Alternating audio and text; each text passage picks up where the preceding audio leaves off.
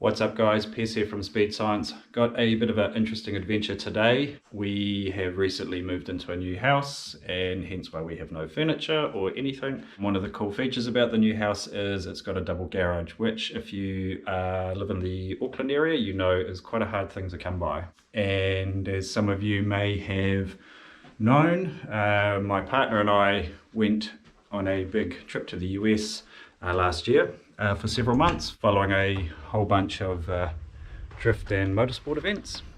Went to Andy's sleigh day. Yeah, I'm in my zone now. Do what I want at the porch of the home now. Pleasing me low now. Your energy down and I'm good on my own now. You call me a weirdo. I'm using that shit just to give me the dough now. You calling me bro now, but let me to die when you see me no broke down. Real eyes get it recognized. I don't even have to say it right. I don't even have to say it all. Cold shoulder like it's winter fall. Ain't no question who the bigger dog. A whole bunch of Hoonigan events.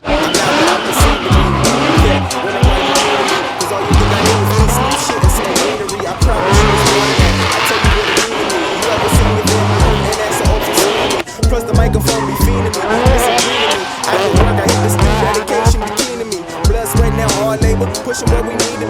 GridLife, several of our events.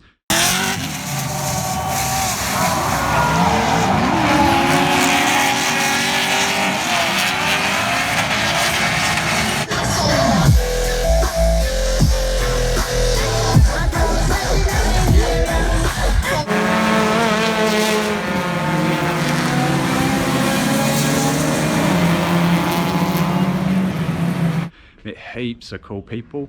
The car scene over there is just insane, real friendly. Had heaps of ride-alongs and met and made some cool new friends. However, during that period we have been homeless, so my race car has been being stored at my parents' house in their driveway undercover, which isn't exactly ideal. However, it was cool to have somewhere where it was safe to be stored. Since coming back, I then attended a circle jerk event at a Pukekohe. And the wet and all the excitement, ran out of talent and made a pretty big mess of the front end of the car, which hasn't been touched since then. So yeah, I guess need to go around to my parents, have a look under the covers, see what kind of state it's in, and then see about how we're going to get it moved here, as it currently has no radiator and half the front end hanging off it. But yeah, it'd be good to finally get it into the new place where we've got the garage and I can start putting it back together. So I've just arrived where the car is being stored, and it looks like the old man has already got it all uncovered, and I think it's a bit of a indication of how much they want this thing off the drive. But yeah, this is the current state of it. I went in front right into the tyre bundle, made somewhat of a mess of everything, although judging by the amount of bog in there, I'd say it wasn't the first time it's had a big shunt. But yeah, so fortunately it looks like he's already got a bit of a head start. This is a radiator support that we do at Speed Science, pretty cheap, and definitely does the job. Brand new, saves you having to go to a wrecker. Take a look on our website, you will see them there. But yeah, he's already gone ahead and got all the radiator and oil cooler all stitched back up. We just have to put the intake pipe back on. The radiator overflow, you can see we're going to have to do some kind of backyard fabrication to patch that up. This was originally a ex Honda car, one of the original cars I bought off one of the long time Honda Cup competitors, Jason Wheel, and I also believe that it was partly the car that they based the N1 new N1 series rules on, due to its limited modifications yet effective modification. A real simple setup, B16A with a S80 gearbox. I've recently put a 4.9 final drive in there. There's the original 4.4, the B16 just runs out of poke. But other than that, a pretty standard setup. It definitely has enough boogie for me and my driving ability. Case in point, at the moment I'm running the Nankang AR1s on there, semi-slick, that I did a season of super lap in, so we had to run on dot rated semi-slicks. This car, to be honest, is better set up for slicks, but still semi-slicks are pretty fun, and they were a pretty good option considering it's obviously a spoon replica. Pretty simple cockpit. Like Adam, I'm definitely in the market for a new seat, as I am way too fat for that one now.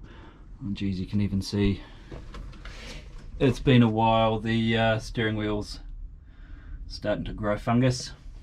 But yeah, I've fortunately got a spare bumper for it as well. These are a product that we stock at Speed Science as well, and of course a new lip for it, another product that we stock at Speed Science. I think the bumper is toast, or it's well beyond any kind of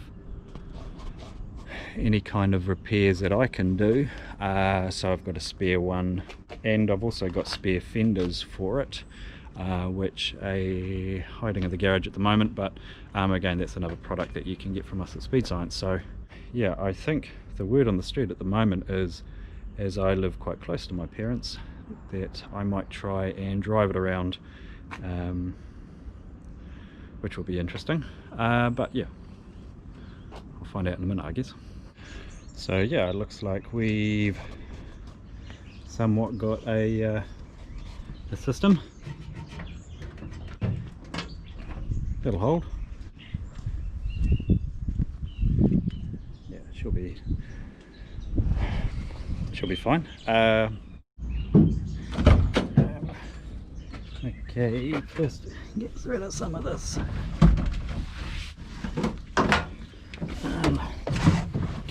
Like Adam's car, hiding under there somewhere is a race battery, which by now will definitely be dead. So we've just got a little jumper for it. Okay, I might just turn it over a few times to get the oil.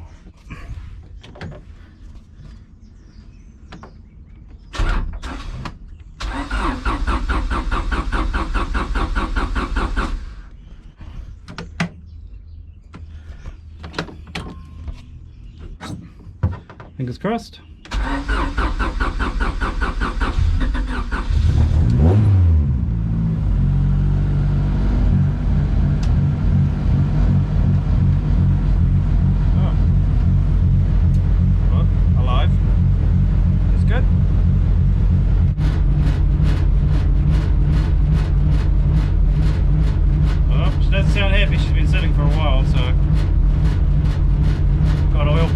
Which is good.